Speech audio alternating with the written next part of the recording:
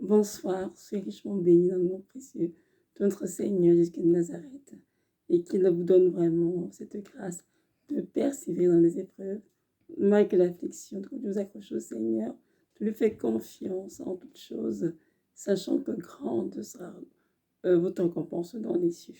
Aujourd'hui, nous sommes le 8 août 2022, on parler de la parabole du semeur. Oui, les quatre cœurs, les quatre types de cœurs face à la parole de Dieu. Quel type de cœur avez-vous? On le verra tout au long de cette vidéo. Nous allons débuter vraiment avec la lecture qui se trouve dans Matthieu 13, versets 1 à 9.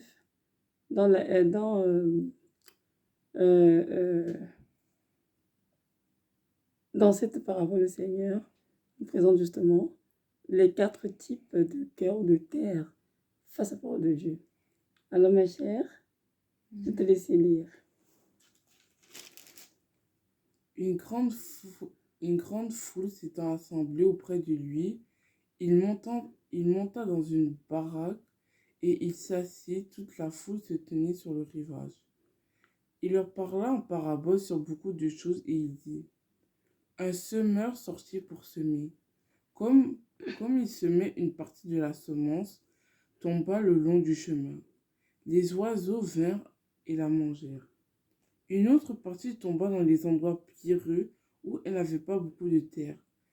Elle leva aussitôt parce qu'elle ne trouva pas un sol profond. Mais quand le soleil parut, elle fut brûlée et sécha faute de racines. Une autre partie tomba parmi les épines. Les épines montèrent et l'étouffèrent. Une autre partie tomba dans la bonne terre. Elle donna du fruit, un grain 100, un autre 60, un autre 30. Que celui qui a des oreilles pour entendre, entende. Merci beaucoup de la lecture, ma très chère petite fille. Donc voilà, elle a lu pour moi parce que je suis très fatiguée, donc je fais comme je lis en ce moment, très épuisée, mais le Seigneur nous fait grâce. Donc voilà, de ces juges de la parabole et des quatre types de terrain. Donc il a dit la première terre, c'est que la parole tombe, hein, et les oiseaux viennent et la mangent. Deuxième terre, la parole est rejetée avec joie, mais elle manque de racines lorsqu'il y a des choses difficiles. Troisième terre, la semence tombe au milieu des épines. Et la quatrième, c'est que la semence tombe sur une terre fertile qui porte du fruit, 1 pour 30, 1 pour 65 %. Dans le même chapitre, quelque chose qu'on lit à la maison, ça continue. Nous allons voir la signification par abandonnée par le Seigneur à partir du verset 18. Donc, Matthieu 13, verset 18, nous allons ensemble lire la signification donnée par le Seigneur concernant la parabole. On écoute la petite princesse, vas-y.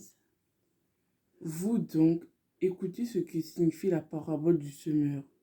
Lorsqu'un homme écoute la parole du royaume, il ne la comprend pas, le malin vient et enlève ce qui a été semé dans son cœur. Cet homme est celui qui a reçu la semence le long du chemin. Ça fait un, merci. Donc, nous voyons bien ici que la première terre, ou le premier type de cœur en faveur de Dieu, c'est qu'un cœur peut recevoir la parole de Dieu, mais ne la comprend pas. Et lorsque la parole n'est pas comprise, la parole est volée par le malin. Dont un des chrétiens de l'Église, ils écoutent des prédications, des enseignements, mais ne comprennent pas ce qui est dit. Je voudrais te dire à toi qui m'écoutes aujourd'hui que c'est ta responsabilité en tant que chrétien de la parole de Dieu de chercher à comprendre la parole de Dieu. Tu dois lire la parole de Dieu, écouter bien souvent avec un dictionnaire. Tu dois prier que le Saint-Esprit se révèle à toi, que tu puisses comprendre la parole de Dieu. N'oublions pas que la parole doit comprendre de manière intellectuelle, bien spirituelle. Et il faut saisir le sens spirituel que Dieu veut communiquer lorsqu'il donne sa parole. Donc, c'est à tout chrétien de travailler à comprendre la parole de Dieu, de prier que l'Esprit de Dieu l'aide. Autrement, le diable viendra voler cette parole et sera un chrétien qui ne portera aucun fruit parce qu'aucune parole ne reste gravée sur la table de son cœur parce que toute parole qui est donnée est volée par l'ennemi. Amen. On continue. Deuxième terre. Celui qui a reçu la semence dans les endroits pierreux, c'est celui qui entend la parole et la reçoit aussitôt avec joie. Mais il n'a pas de racine en lui-même, il manque de persistance et dès que survient une tribulation ou une persécution à cause de la parole, il y trouve une occasion de chute. Donc, il y a des chrétiens qui ont des cœurs remplis, on dirait quoi? Non, pas remplis, des cœurs, mais qui sont entourés de pierres. Donc, c'est lorsque ces chrétiens, la parole, ils sont contents, c'est oui, amen, bonne prédication, pasteur, oh, quelle parole qui me touche. Vous voyez, ils veulent bien la parole. Mais malheureusement, ils n'ont de racines en eux-mêmes. C'est-à-dire, ils n'ont pas vraiment, comment dirais-je, cet attachement à Christ. Ils sont vraiment vers la parole. Ils n'ont pas de racines, justement. Ils ne sont pas fondés, c'est ça, dans la parole. Ils sont inébranlables dans la parole. Donc, lorsque survient des tribulations, la persécution, toute autre chose, du coup, ces chrétiens, ils trouvent une raison de chute et cherchent à retourner en Égypte, cherchent à repousser chemin et retourner à ce qu'ils ont voulu.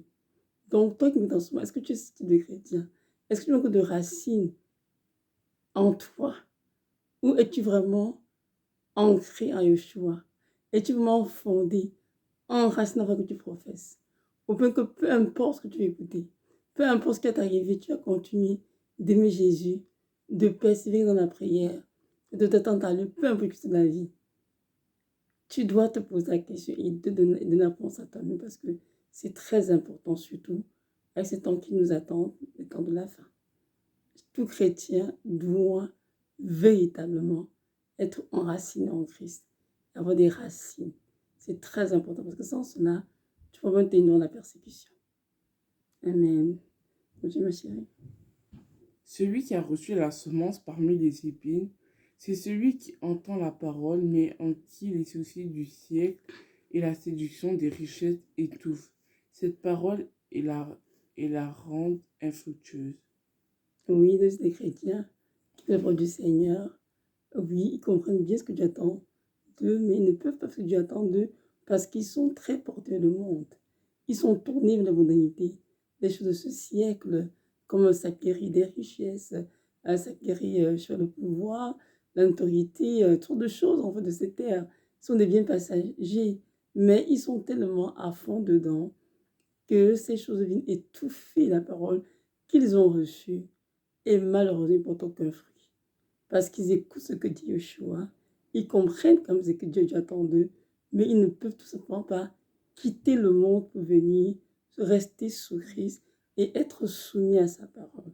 C'est malheureux, il y en a beaucoup comme ça et tout, mais nous sommes tous appelés à changer, bien sûr, et à véritablement fuir le monde, oui, à vivre dans le monde, mais être séparé du monde, afin de revivre du Seigneur et mener une vie conforme à sa parole. Amen. La quatrième. Celui qui a reçu la semence dans la bonne terre, c'est celui qui entend la parole et la comprend. Il porte du fruit et un grain en donne 100, un autre 60, un autre 30. Donc, nous comprenons bien ici qu'il y a des hommes de Dieu qui ont vraiment des cœurs, ou des cœurs qui sont des terres fertiles, qui ont la parole du Seigneur, qui la comprennent et qui la mettent en pratique et portent complètement du fruit. Donc, 1 pour 30, 1 pour 100, 1 pour 100. Et c'est à cela que nous appelons tous en tant qu'enfants de Dieu. Parce qu'un chrétien est appelé à comprendre la parole de Dieu, mettre en pratique. Une parole qui est mise en pratique n'est pas comprise, malheureusement pour le Seigneur. Donc, si tu es enfant de Dieu, tu es appelé tous les jours à mettre la parole, à mettre en pratique, afin de porter du fruit, un fruit durable, bien sûr, et de demeurer en Jésus de Nazareth. C'est sûr que des fois, nous pouvons avouer que ces 4 types de cœurs, parfois, on les a tous eu à un moment de notre vie, il faut être honnête. Oui, on les a tous eu à un moment de notre vie. Et le Seigneur, dans sa grâce, nous a aidés à grandir en lui et à terminer, à devenir, je dirais, comme la 4e terre, c'est-à-dire ce cœur fertile, sa parole de Dieu. Donc, vous vous dites que même si en ce moment, vous sentez que votre cœur est comme la terre numéro 1 ou bien sur sa parole vient voler, le Seigneur peut t'aider à changer. Le Seigneur peut t'aider à comprendre la parole. Si tu pries, il va t'aider. Donc, peu importe où tu es en ce moment, quand tu reçois la parole et que tu manques de racines, que tu sois au même que tu manques, et que ce monde qui t'entoure, étouffe la parole de Dieu en toi, je veux que tu saches que Dieu est capable de te relever, de te donner la grâce d'avoir un cœur fertile face à sa parole. Mais tout cela dépend de toi. Est-ce que tu le veux? Est-ce que tu désires véritablement? Si tu veux, Dieu va t'aider, je crois moi. Parce que tous les chrétiens du monde peuvent reconnaître comment de leur vie, ils ont été dans ces 4 types de cœurs. Mais le Seigneur, dans sa grâce infinie, permet de plusieurs des chrétiens avec des cœurs fertiles, complètement soumis à la parole de Dieu. Amen. Je veux me rappeler ici, nous devons savoir que le semeur dans cette parabole, c'est Jésus. La semence, c'est sa parole. Et le champ de ses émus, c'est le chrétien. Et je veux que vous sachiez que c'est la parole de Dieu qui nous transforme. Sans sa parole, il n'y a aucune transformation dans nos vies. Jésus-Christ est sa parole. Donc, Jésus-Christ est la parole. Jésus et sa parole sont indissociables. Donc, si tu aimes Jésus, tu aimes sa parole.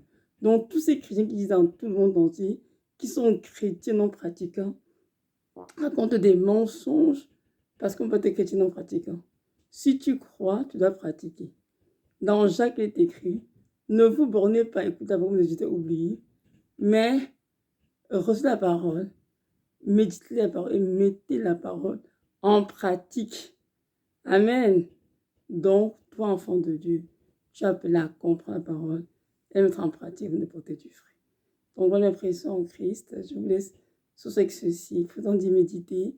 La parole dans Matthieu 13. Donc, lisez à la maison à tête reposée. Laissez cet esprit vous parler, vous guider, vous montrer quel type de cœur vous avez face à la parole de Dieu. Et sachez que Dieu est là pour vous aider à faire des corrections nécessaires.